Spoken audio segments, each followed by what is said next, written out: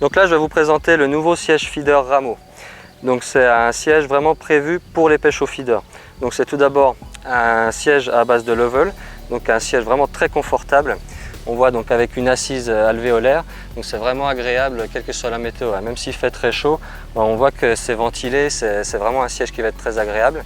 On a aussi par rapport à ça, par rapport au confort, des accoudoirs en néoprène, donc ça ne va pas coller, ça va être vraiment une bonne sensation, vraiment très agréable. Et sinon, donc on a des caractéristiques donc, de sécurité intéressantes, c'est-à-dire que les pieds à l'avant comme à l'arrière sont bloqués, ce qui fait que le siège ne va pas pouvoir se refermer tout seul.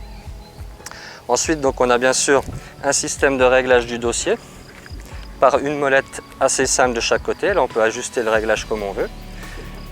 Et là, je referme. Donc là, on va pouvoir aussi installer ce siège malgré le terrain. Si on a un terrain un peu encombré, donc là, on voit qu'on a des pieds réglables. Les 4 pieds sont réglables. On peut s'ajuster vraiment au terrain facilement. Aussi, donc on va voir après qu'on va fixer le support sur le siège. Donc ce qu'on va faire, c'est qu'on va pouvoir sécuriser le siège avec des petites fiches comme ça. On a des trous dans le pied. On en met une de chaque côté. Voilà. Là, le siège comme ça, on est sûr qu'il ne peut plus bouger. Et donc là, voilà, on a un siège vraiment très confortable pour le feeder. Donc là, maintenant, je vais vous présenter les accessoires qui sont prévus pour le siège, où tous les accessoires sont fixés à l'intérieur. Donc là, on a toute la partie accessoires support de canne, toute la partie accessoires dessert avec la tablette, le seau à appât. Et donc là, je vais vous montrer comment installer tout ça sur le siège feeder. Je vais d'abord vous présenter donc le support de canne. Donc là, on a un support arrière qui va venir se fixer sur le siège feeder.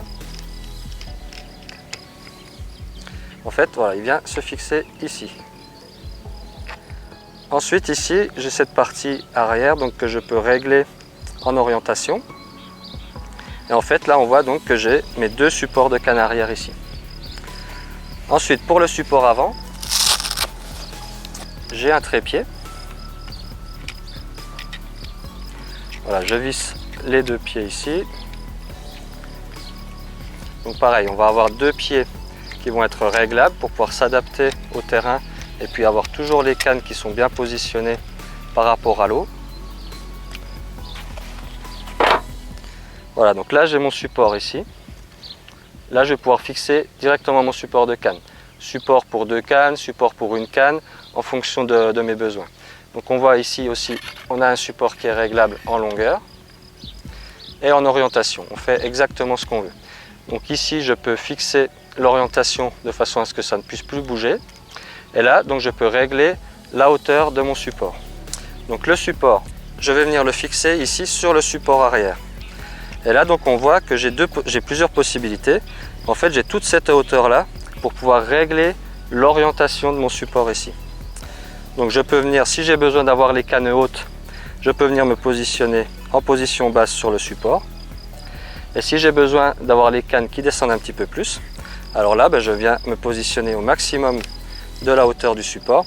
Et là, on voit que cette fois-ci, je vais pouvoir incliner mes cannes vers le bas. Donc là, je le fixe par exemple dans cette position-là. Après, j'ajuste les 2 pieds et je peux éventuellement continuer à régler cette longueur-là pour avoir vraiment l'inclinaison de canne parfaite par rapport au poste pêché. Donc là, je vais vous présenter la partie dessert des accessoires. Donc la partie où on va stocker les appâts, le mix de feeder, les pellets, enfin de ce dont on a besoin au niveau appât pour la pêche. Donc on a tout d'abord un support qui va se fixer de la même façon que le premier sur le siège feeder. Donc là, en fait, le principe, c'est qu'on a un tube diamètre 25, ici, qui va se présenter comme ça, et sur lequel donc, on va présenter la desserte, qui est ici. Donc là, bien sûr, j'ai un réglage de l'orientation de la desserte pour avoir quelque chose de plat malgré le terrain. Voilà. Et là, donc, on voit que pour pouvoir charger du poids sur la desserte, c'est pareil. On va avoir un petit pied ici qui va permettre de charger la desserte. Donc un pied réglable en longueur pour s'adapter au terrain. Voilà. Donc là, on a une desserte costaud, on peut charger là-dessus les pellets, les appâts pour léchage, le petit matériel dont on a besoin pour refaire les montages. Voilà, dernier élément de desserte, le seau pour le mix à feeder. Donc voilà, un seau en PVC qui sera facile à laver.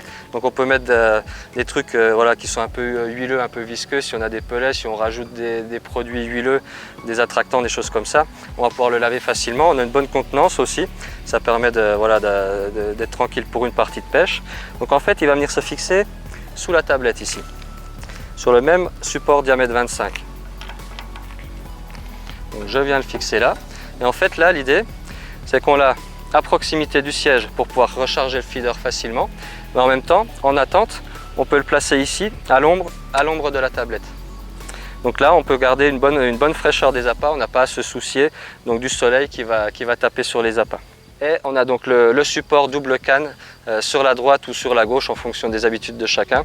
On peut interchanger les desserts de chaque côté.